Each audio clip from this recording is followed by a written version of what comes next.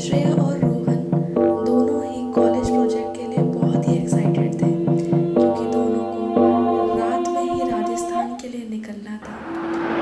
दोनों ने राजस्थान जाने का सारा अरेंजमेंट पहले से ही कर रखा था, जैसे कि रहना, खाना, सब कुछ।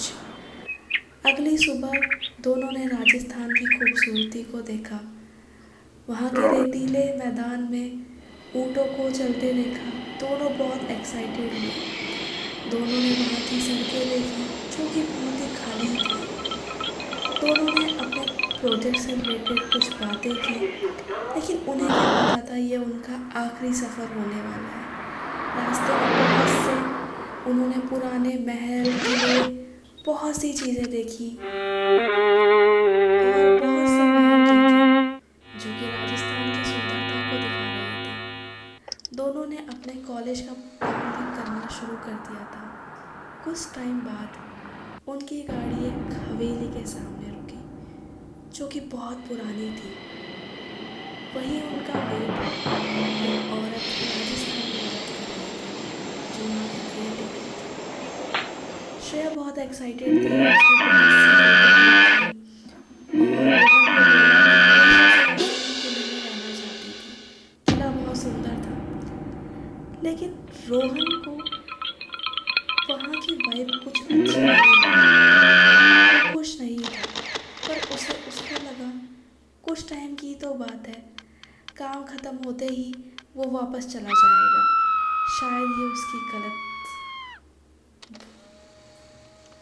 सोच थी। केयर टेकर ने उन्हें महल दिखाया और उनका कमरा दिखाया जो कि बहुत बड़ा था। बहुत सारी अलग अलग एंटीक चीज़ें रखी थी, बहुत पुरानी थी लेकिन बहुत सुंदर भी। दोनों ने थोड़ा सा काम किया कॉलेज से रिलेटेड और खाना खा के दोनों सो गए क्योंकि रात से थके हुए थे। शाम को रोहन उठा।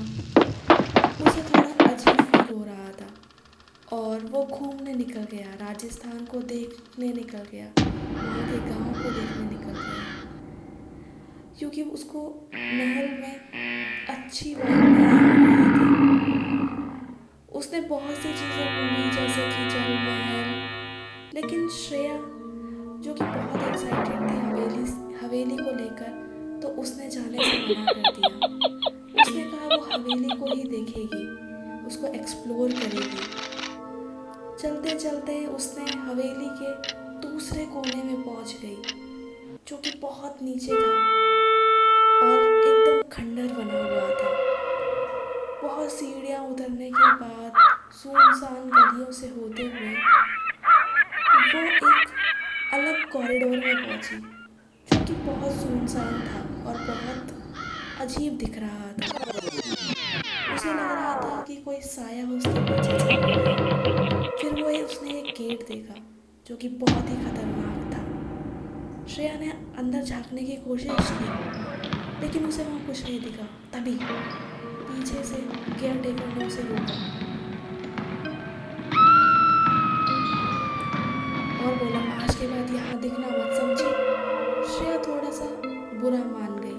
उसको लगा कि उसको इस तरीके से बात नहीं करनी चाहिए थी। जब तक शाम भी हो गई थी और रोहन घर आ गया था। रोहन ने श्रेया के साथ बहुत सी बातें की, फिर दोनों सो गए।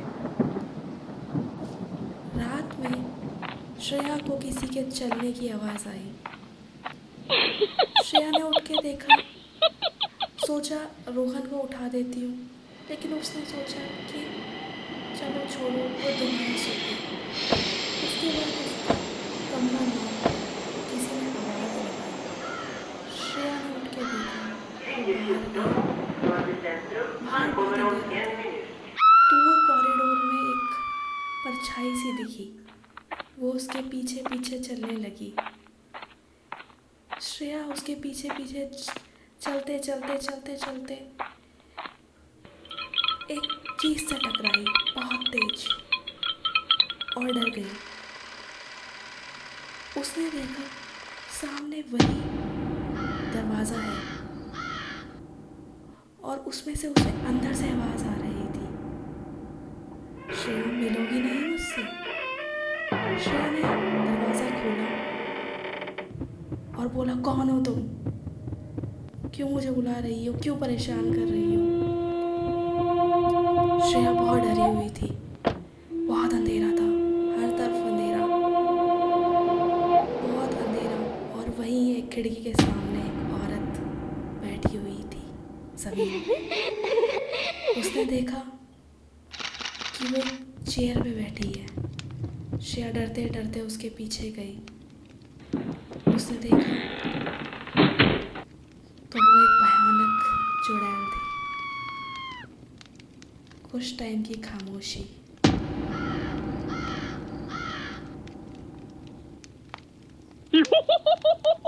फिर श्रेया, जो कि अब श्रेया नहीं थी, वो उस कमरे से निकली और निकलते ही एक अजीब सा रूप ले लिया, जो कि बहुत डरावना था। उसने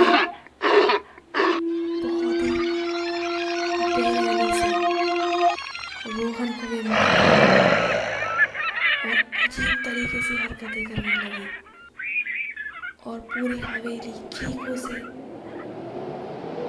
झलमिला उठी।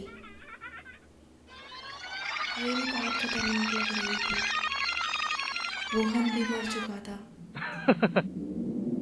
अब रोहन और श्रेया दोनों ही इस हवेली में कैद थे। श्रेया अब वहाँ की नई केयरटेकर थी और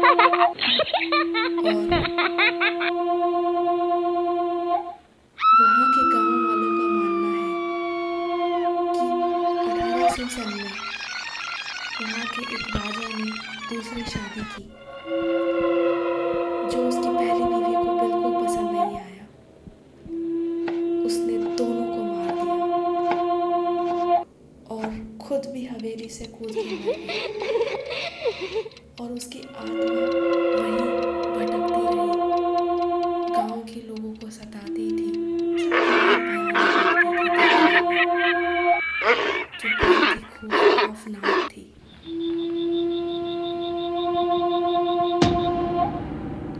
लोगों को, बच्चों को डराती थी।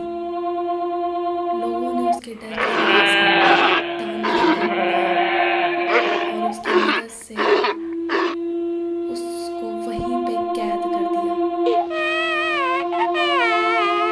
लेकिन श्रेया ने वहाँ जाकर, जो दूसरी साइड जाना बिल्कुल मना था, उस दरवाजे को खोलकर उसने बहुत बड़ी गलती की और उस गलती की सज़ा आज वो खुद भी भुगत रही है और साथ में बेकसूर रोहन भी भुगत रहा है। वहाँ से चिल्लाने की आवाज़ें आती रहती है। आज भी एक सन्नाटा सा है। लोग उस हवेली के आसपास जाने से भी डरते हैं।